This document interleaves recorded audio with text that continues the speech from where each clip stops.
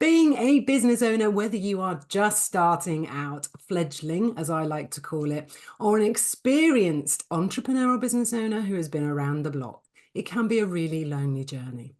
If you are a solopreneur, you're most likely wearing all the hats, or an ambitious business owner, you're still wearing many. So it can be tiresome, if I could get my words out today on this very hot day, looking for all the answers and solutions. And when you start looking, before you know it, you are down a rabbit hole. That's why I created these conversations with my go-to experts so they can share the golden nuggets with you. But before we get any further, if we've not met before, my name is Lindsay Burden and I'm an intuitive business coach, and I guide, inspire and motivate my clients to create wildly successful businesses and live a magnificent life. But enough about me today. I want to introduce you to my incredible guest, who I have had the privilege of knowing, I don't know, Lynn, for many, many years. Yeah, a long time. It is a long time, isn't it? But welcome, Lynn, and thank you for joining us. So this today, ladies and gentlemen, is Lynne Rose, MD of Personnel Placements. Now, I am going to read this piece because, Lynn, you have been supporting businesses with their talent sourcing and management for over 20 years. Personal Placement also provides HR support to SMEs and as well as recruitment support. So Lynn, you as well offer career coaching to people finding themselves at a career crossroads. I think everyone's been at a career or business crossroads at some point. She also works as a volunteer with the Careers and Enterprise Company to support schools prepare students for the world of work, and is a Salisbury BID Board Director, working with other local business leaders to create a welcoming and supportive city to visit, live and work in. That city being Salisbury, where you and I both live. Hello, Lynn. Thank you for joining me today. Hello, Lindsay. Good morning. Lovely to be here. Now, Lynn, you and I were talking, so we sort of set this up and talked about doing this a long time ago, and we were going to talk about recruitment and we were going to talk about the challenges of recruitment. But what people don't know, and I do, is that you are the most incredible fundraiser in your spare time. I don't know where you find the spare time from. And have done, is it 3 or 4 treks to raise money for the Stars Appeal? Yeah, I've done 3 now. So yes, earlier this year was my 3rd, where I trekked through the rainforest in Colombia to the Lost City. So yeah, that's my 3rd one, or as you say, raising money for the Stars Appeal, which is Salisbury Hospital's charity. So you've done the Great Wall of China, if I remember correctly. That's right. What's Across the desert in Jordan to the ancient city of Petra, and then Colombia in April. And I know the Colombia trip was actually one of your most challenging personally. Yeah, it was. It was a really tough one. I mean, we do lots of training and we think we can prepare ourselves, but you can't really do much in the UK to prepare yourself for a trek through the rainforest. And even, sorry?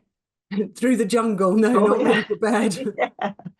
And then, when you think you're prepared, and even the guys think we're prepared for what's to lay ahead, the worst rain for a year hit us right at the very start. So that was, 2 days of torrential rain and thunder and lightning that even the guides weren't expecting. So that was tough. But yeah, it was a challenging one because I also had a bit of a fall, which didn't help, as well as some dysentery, which again didn't help. But it's all part of the challenge, as they say.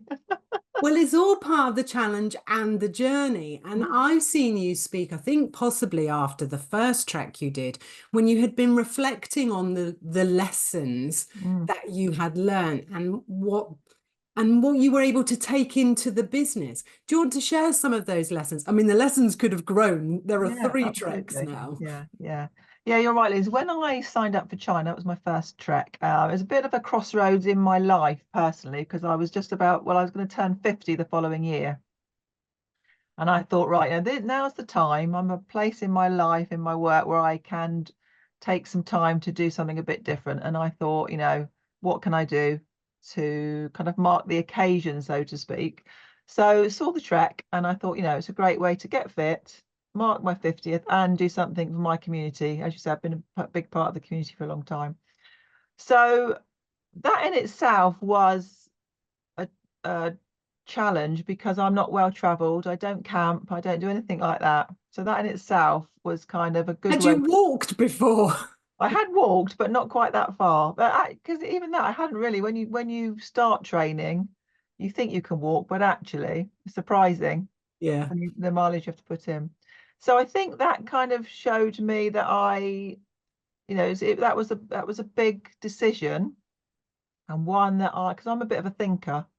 I'm not spontaneous, and that was a spontaneous Yeah. decision to do that. And I thought, once I've signed up, I've done it, and I've got to start planning towards it, which I did. And as I say, the training was one of the big parts of the challenge. And when I started, I mean, one of the lessons I learned was that, we had a training plan.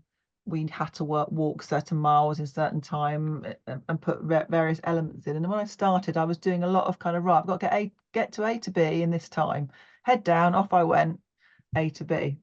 But I really slowly started to realise that I was missing out on what was around me, because we live in a beautiful place. Wiltshire is gorgeous. I'm very lucky to live where I live as well. Lots of countryside. And I'd often kind of get to my point A and back again and not really have thought about what was happening around me. So that was a really big lesson that, I think in business, you can kind of get focused on the end goal and you just drive towards that, but you don't actually stop to take time to look what's happening around you, and you can miss things, important things that you need to consider. And actually, there's very often the time when I needed to change my path because I'd gone along the wrong path because my head was down, and thought, oh, I've missed the footpath here. So I think that was a really big lesson. That and I think definitely in business, I've adapted that approach. I do stop more frequently and look up and see what's happening, and reassess and change my plan if I need to. That's a good one.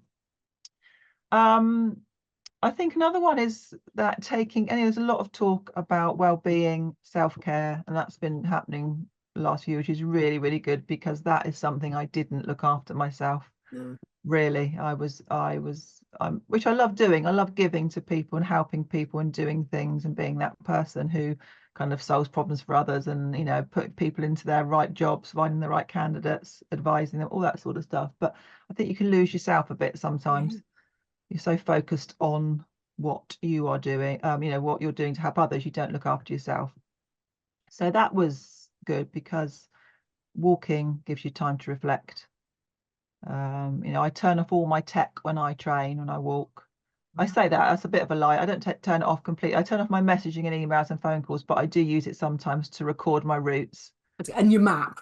and my map. But I am a bit of I do like to have my map in my mind and know where I'm going, I think, and then just have a paper map sometimes as well. I do quite enjoy that kind of, And taking a different approach. that's really interesting, actually, because in business, we need to know where we're going, don't we? We need to have the Yeah, destination in mind.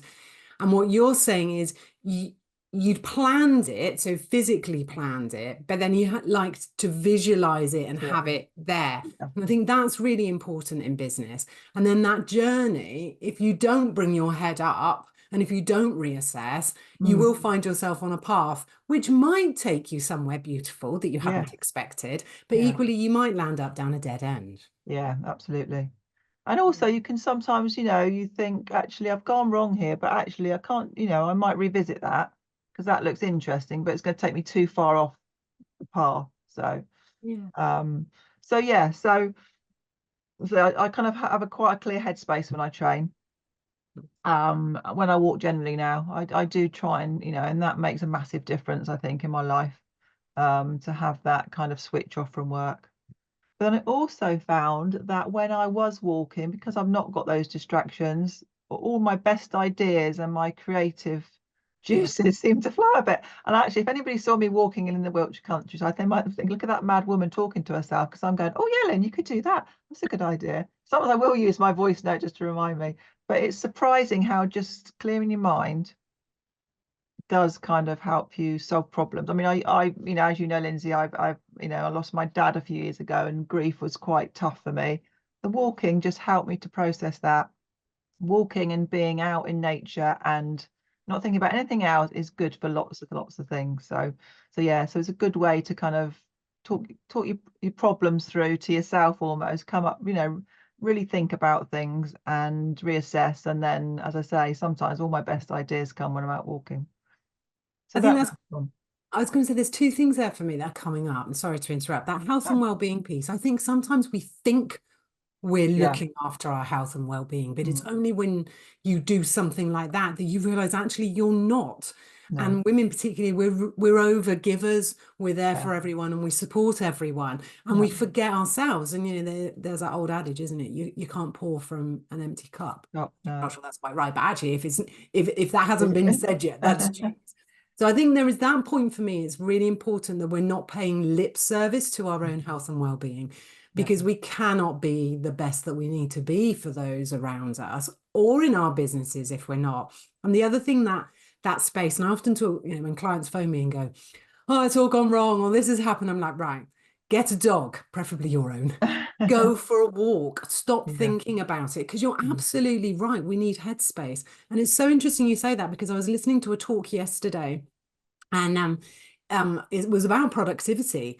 And they were saying our self-awareness is our greatest productivity tool, and that we have to create space to think things through. And mm, sometimes that thinking through is that unconscious piece that you're talking about yeah. when you're just head up, enjoying what's around you, and then they start floating in. Mm, So I think really great points and really important messages, whether you're working or in business, but also in life. yeah, absolutely. Yeah, absolutely. And I think when I actually got onto the trek, I had 2 weeks away in China. And again, I could feel my brain kind of processing and kind of putting everything into order and creating a bit of space. Wow. It was strange how after a few days you've obviously thinking about people at home, of course you are, and you're still in a bit of kind of work mode. You're thinking about things might be happening, but then all of a sudden everything almost seems to kind of file itself in the right place. And my brain, because my brain was full, Mm. started to clear.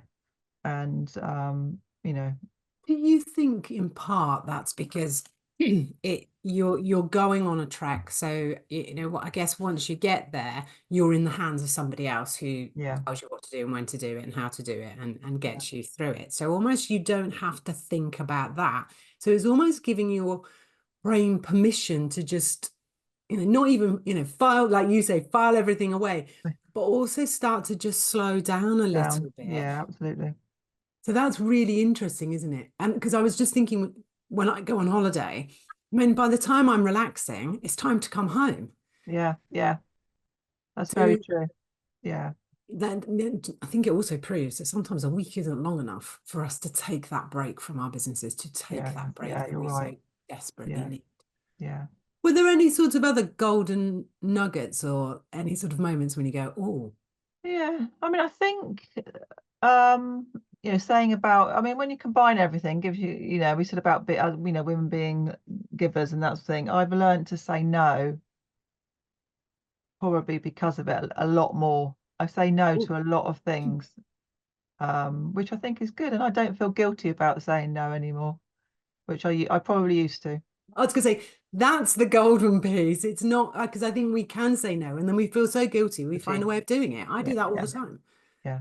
Yeah. So, so it's learning to say no, but more importantly, it's learning to not feel guilty Guilty. Yeah, saying no, isn't it? yeah. Because you can't be all things to all people, sadly.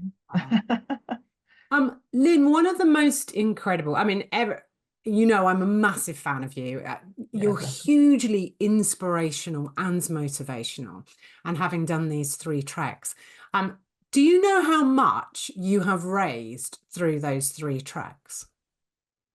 Personally, yes. Well, actually, funny, my certificates are here in front of me on Oh, my tell desk me. here. So in China, I raised 10,321. In Jordan, 6,150. And then combined, Colin and I, because I teamed up, and that was a great thing. We raised £16,000. So I've probably raised, Colin and I split that, obviously. So I'm kind of over the £25,000 mark now, which is, That and that alone is incredible. mm, And with a husband in the house who also on turning 50 decided to do an incredible fundraising feat yeah. and an event take himself off on an adventure. I know how much hard work Mm. goes into that fundraising. So I mean, it's just almost feels like it's constant for you? Do you still enjoy that fundraising piece? Do you still get a thrill out of doing that? Or at times do you just think, oh, I need a break? Yeah, no, I do love it. I do love it. I'll be honest, when I came back from Colombia, you do need a bit of a break from everything because you're exhausted for a start. And I thought, oh, can I do it again, the fundraising? But now I'm itching to get started again, which is good. I've got some things in the pipeline already. But yeah, no, for me, that is, I really, really enjoy it. A lot of it is because you meet such amazing people. My network has grown. I mean, that in itself for your life and business is a great positive for doing it, because you meet so many amazing people that will support you. It's encouraged me to go out and talk to more people because I want them to sponsor or come to my events, or all that sort of stuff. So yeah, no, I really enjoy it. And it is, you're right, it is hard work, but I'm really lucky to have lots of supportive people, you being one of them. Bless you, you're always very supportive. And I think it's such a great cause. I think it's really easy to raise money for the Stars Appeal because everybody in Salisbury, if you haven't had direct contact with the hospital, you know someone who has. And the hospital do a great job, and the Stars Appeal just do those extra things to make life a bit easier for patients and their families sometimes. I mean, even small things may seem small, but they pay for the Wi-Fi at the hospital. Now, that has been a lifeline. When COVID hit, it was a lifeline for people in hospital and their families. It's things like that that just make life a little bit nicer and easier for people. So everybody knows somebody who, and that's I often meet people that don't share their stories until right to the end of something. I've been working with them on a fundraiser or something, and then right at the very end they tell me why they've been supporting me, and you think, wow, and that's what makes it all worthwhile. Yeah, that piece of meeting different people. And I think, have got two young kids in the house. And, I like to think that we expose them to people from all different walks of life and all different backgrounds and everything else. But I know from helping my husband with fundraising events, although if I never have to see another Tom Bowler, I'd be really happy. But what I've loved about that is the people that you talk to, and like you say, and then they'll share their stories. Yeah. And as you know, we're raising money for the brain tumor charity. The amount of people, I mean, I thought my husband was quite unique, but the amount of people that we meet who know someone, have had a brain tumor, or somehow impacted is absolutely incredible. And I think what I have loved the most is that people stop, and it's almost like you're giving them permission to talk about something, and you're giving them that space to have a conversation with you. And I have absolutely loved the conversations I've had with people that I never would have met if I hadn't done this. No, that's right. And I think there's something, I don't know if you've noticed it, but when you're raising money for charity, people just love it, and they will always give what they can. And that in itself, I remember somebody had put on on the gift aid, it's only a small amount, it's all I can give. And you just think that says, but that's huge. Yeah, it is. Yeah, and I think, I don't know, have I restored some faith in humanity? I might have done, because it is something incredible. And of course, we walked many, many years ago, didn't we? We did, didn't we? Yeah.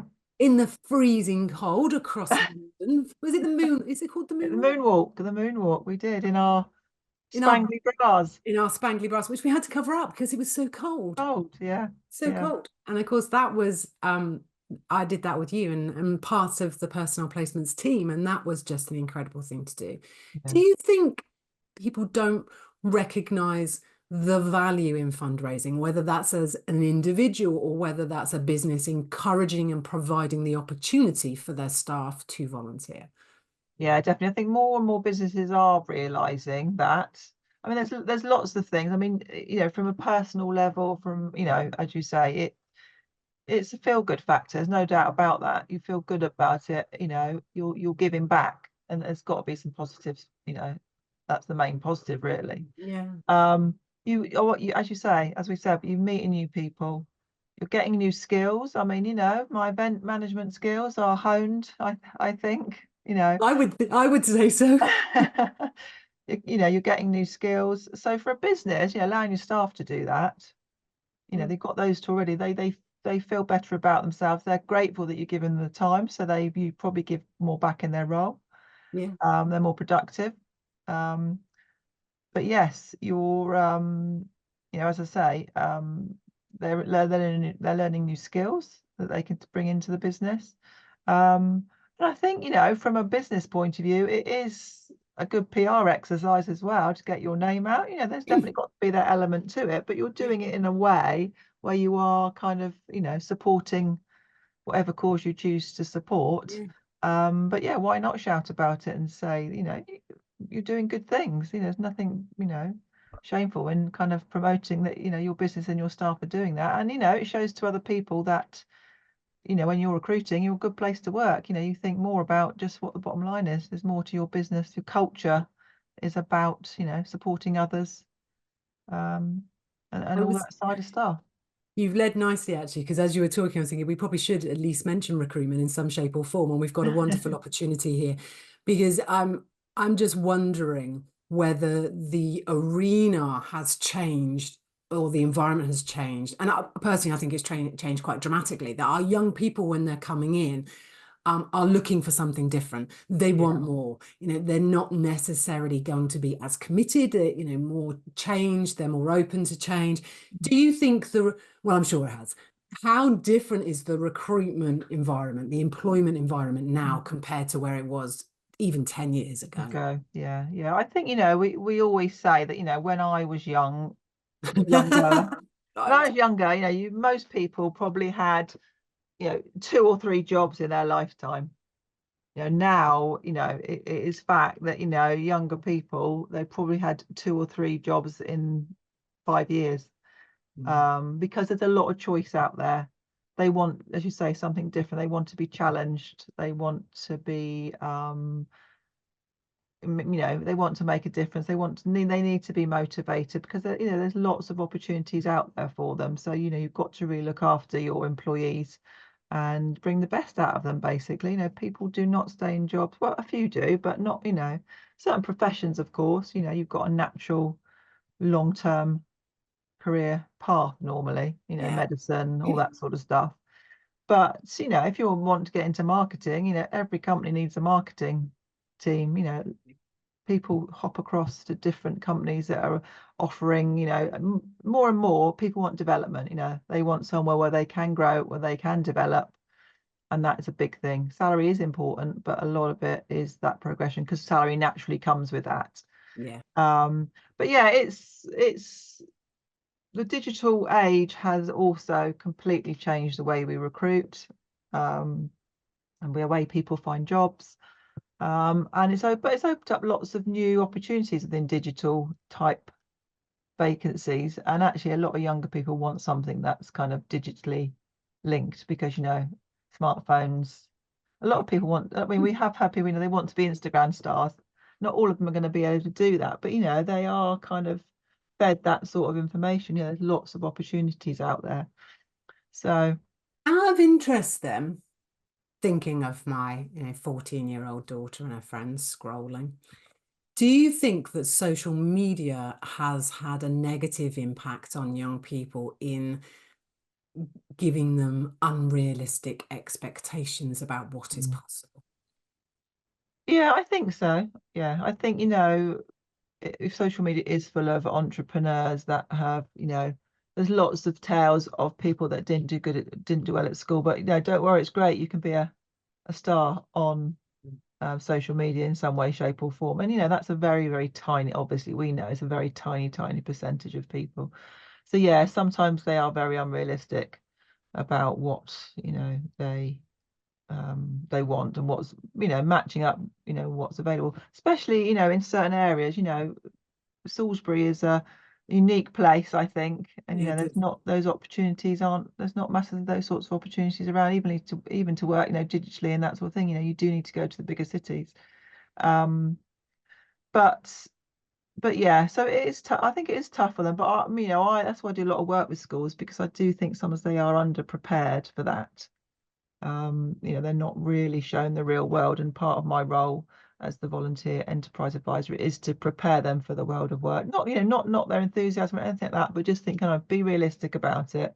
you know, if this is what you want, are you heading that way, you know, to be the top of your game, and how can you stand out, and what do you need to do to kind of give that your best shot? You know, we don't want to kill anybody's dreams, but equally, you know, how can we support you to get there? And, you know, maybe you do have to do this boring admin job before you get there. So let's make sure that, you know, that's what might need to happen, and how can we prepare you to make sure you get it, you know, you get your foot in the door. But, you know, it's kind of encouraging them to think, you know, you could get to that, but you need to start a bit further back. How can we get you into that and then help you to build up to that?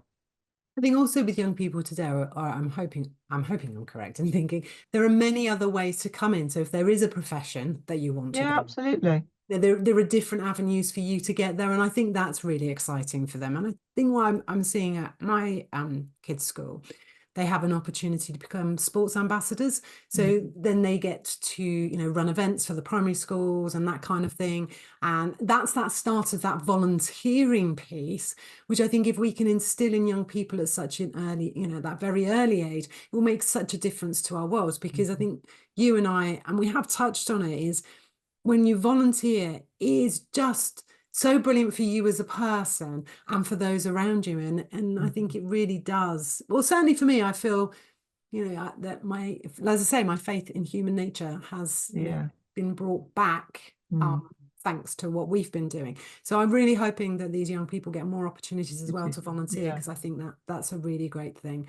I mean, my daughter has sort of enjoyed helping out on the tombola stall, which has been good for her skills. But Yeah. that's when we go back to those skills, Skills. Yeah. interpersonal, customer relations, all of those. And I think there are some, I'm sure you and I have talked about this before, you know, retail and hospitality is the best experience you can Oh, possibly get absolutely. for anything that you do in life, Yeah. what it teaches you. And it's the same, I think, with that volunteering, that fundraising. Absolutely. That's that grounding that Mm. really helps you later on in life. Yeah, and it's good stuff, you know, when you're applying for jobs, it's on your CV, you know, that is impressive, you know, I don't like that. Yeah, it does show an employer that you know, you can commit to do things outside of, you know, your normal life, so to speak, you know, as you say, interpersonal skills, fundraising skill, all those sorts of stuff. That's all demonstrated when you haven't got matters of work experience. That's great to have on your CV to demonstrate you have actually got the skills that they're looking for. Now, at the beginning, I'm pretty sure, I don't think I said it in my head, but sometimes I say these things in my head. I said, I don't know how you have time to do it all. You're Mm. the MD of personal placements here in Salisbury. I mean, I listed some of the other volunteer posts that you hold with Salisbury Business Improvement District, for example, the Careers and Enterprise Company. You also do some career coaching. You're heavily involved now with the Stars Appeal. So Yeah. for all those business owners out there who right now are thinking, I have not got time, you Mm. know, to, you know, grab a coffee. And then in this world where everything feels like it's so fast paced, I think one of the things you did talk about was giving yourself space to think and making sure that you're enjoying the journey. But how do you manage your time, Lynne? What are the top tips you can give those What are busy the top owners, tips? busy business owners? Yeah, I'm an early bird, and Okay. I tend to get in the office early. So for me, I'm working from home today, but I mean, I was probably at my desk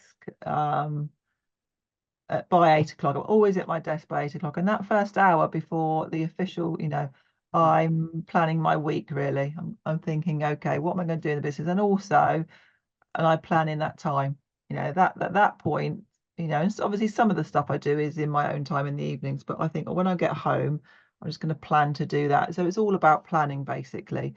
Um, and you know, sometimes I may have to work at weekends, but you know, when you do something you enjoy, as in my fundraising, I mean, a lot of the fundraising stuff is weekends. Yeah. I think it's always good to work with somebody else if you're not sure if you need it. Sometimes it's good. Doing it all on your own is hard, and that's why this time I did join up with Colin, and we are Colin's great. You're a great We're team. great, you know, and that's made a massive difference because having somebody else, that's made it a lot easier this time, I think, for me, because you know we've got different skills and we really support each other. So I think having somebody you can lean on or work with is always, you know, good.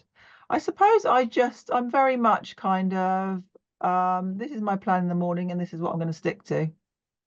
But again, I don't beat myself up. I push, you know, if things can wait, they will wait. So it's about prioritizing, I think, and thinking, okay, what is really important? that's probably not as important as I think it is. I'm going to put that, I'm going to do that next week, because actually, if I do this now, this is going to make my life easier, or make my fundraiser next week much more successful. And it doesn't matter if I'm going to push back kind of, I don't know what it might be, doing something, changing a page on my website next week. I think that can wait. So it's about kind of prioritizing, I think. Do you, out of interest, or have you got better at asking for help? Were you always good at asking for help? Or is that something that you've had to learn? Yeah, I've had to learn that, because I am very much, oh yes, I can do that. I I think can I do that. knew Yes, the I can do that. answer, but I just wanted to put it out there because that's Yeah, a real skill in itself. And I think it there's two is. pieces to that. You've got to ask for help and then you've got to blinking well accept it. Because I Accept think it. women are really good at going, oh, I'm so busy. And someone will go, oh, do you want me to do something? You go, oh, no, no, it's fine. Yeah. I think you've got to accept, I mean, you've got to accept as well that someone else might not do it exactly how you want it done, but that's fine. The job is done, and that is fine. So that's part of it as well, because there's I think even without just in your normal 9 to 5, some people can be kind of thinking, oh yeah, but I like it done a certain way. Does that really matter? As long as the end result is the same, doesn't really matter. Yeah, and I think that's an important lesson to learn both in business, in work, Yeah, definitely in business, but certainly in our lives as well. We can't run around telling everyone we're busy and then refuse the help that's no, offered. And I that's right. think, That's right. as I say, I think women are really good at going, no, no, it's fine, I can do everything. Oh, Mm. if you got time, then could you do this? And then we pick something else Yeah, up. I'm like, yeah, yes, yes, I've got time. yeah. So I think that's a really valuable lesson Mm. to to bring to the table because I think business owners, we feel like we have to do it all. Yeah, and that's where the saying no sometimes is Yeah. the important thing. I think when you work out what's more important, and what you enjoy. And the thing is, I don't see fundraising or my training or anything. That's not a chore, you see, and I enjoy it. It makes me feel good. So it's kind of like it's like a tick list. Does it make me feel good? Do I enjoy it? Is it making a difference? Yes, it is. So that's important.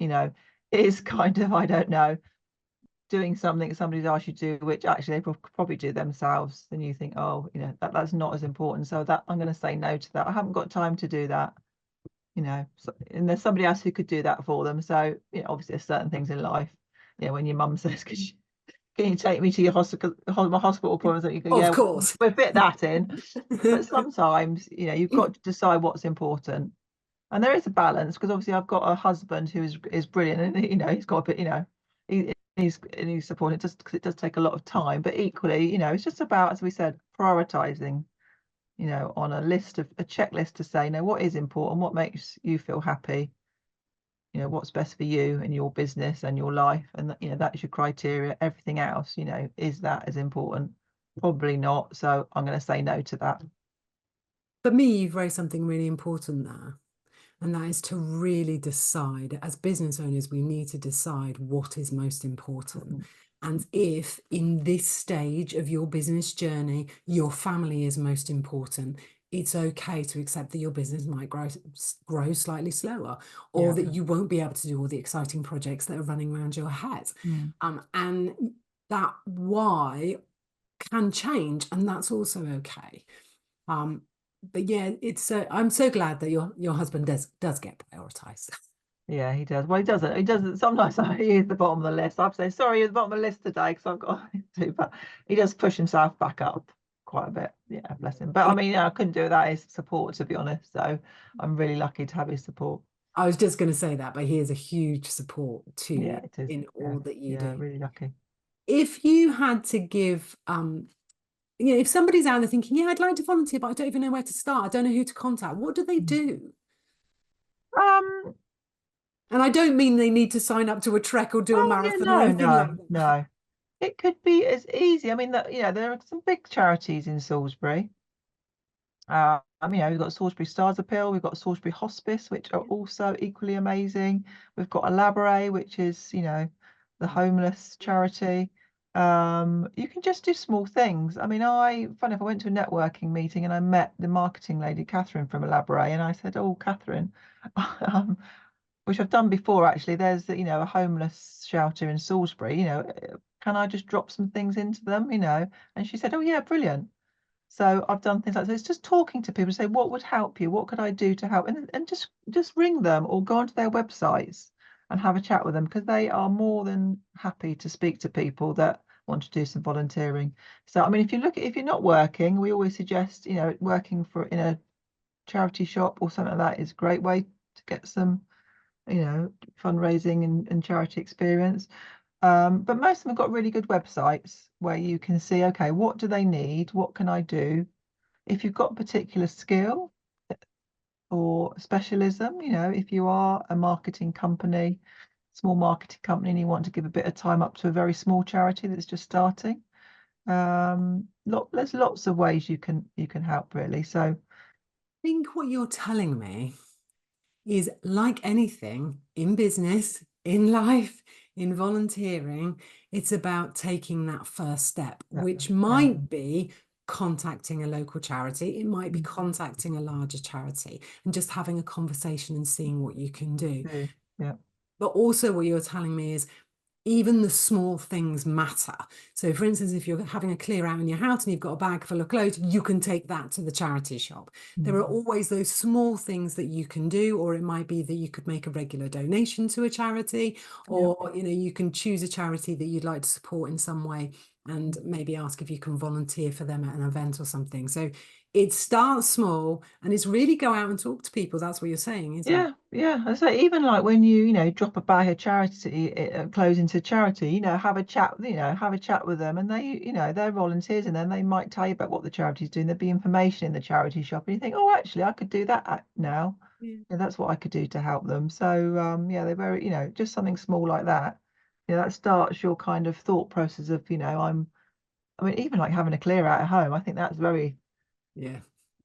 that's a great way of kind of switching off and sorting out and having, Yeah. a very simple way, thinking I'm going to have an hour sorting out that cover because there's lots of stuff I can give to charity. And that actually is a way of, not thinking about work, life, what everything else is going on at the end of the, sense of satisfaction at the end, and you're taking it off to a charity shop to do good, makes yourself feel good, and you're, doing good things. That's really easy. My mum has a favourite charity shop. So whenever she's having sort out, she always goes back to the same Oh, one. yeah. She has a chat to the lady, Yeah. and it's really nice. And of course, the other thing, if you're thinking, oh, I'm not sure if I've got anything right now, next time you go and I need a new top or a new pair of trousers, why don't you go to a charity shop? I love this idea of us all recycling and repurposing things. Yeah. Lynne, it has been absolutely wonderful talking to you, as I knew it would. And I'm so glad that we really focused on the incredible work that you do. And we talked more about volunteering, because I think there is such a valuable thing that we can do in so many ways, both for individuals and for businesses. But we really should, if anyone is in Salisbury or the local area and they are needing to recruit, or young people, well, not just young people, anyone who's looking for work, what's the website address? I will share it under the video, but what's the website address of Personnel Placements? It is www.personnel-placements.co.uk. And yes, we're a generalist agency, so we cover lots of different sectors, and we work with people, as you say, all ages. So your first job, career change, later on in your career, you want to perhaps reduce your hours or anything like that. And we love to meet people face to face. We've got an office in Salisbury, so you can come in and see us.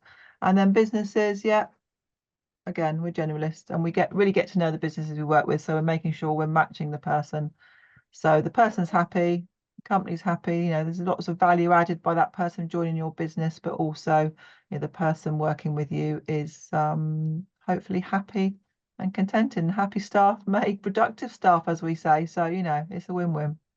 Well, I will make sure I share that below. And I love the way you went hyphen to make sure everyone gets that. But you've obviously done that before. Yeah. And I'll make sure that your social links are shared as well, because I know that you're quite active on social media. And I'll put your LinkedIn Definitely. URL as well, so people can reach out to you. And I would say, have you got a fundraising page right now? But you do every other year, don't you? Yes, every 2 years. Yeah, we are. Well, if anybody's interested, we're going to India next time. So there is an information evening in October rather, where you can come and hear all about the trek and decide if it's for you. So, well, if you're in the Salisbury area, come Yep. and get hold of Lynne on LinkedIn, and I'm sure she'll. I'll show you the details, definitely. Lynne, it has been wonderful speaking to you. As I said, I knew it would be, and I knew we'd have a fabulous time. So thank you so much for sharing all your wisdom and golden nuggets with us today. Oh, thank you, Lindsay. It's really enjoyed it.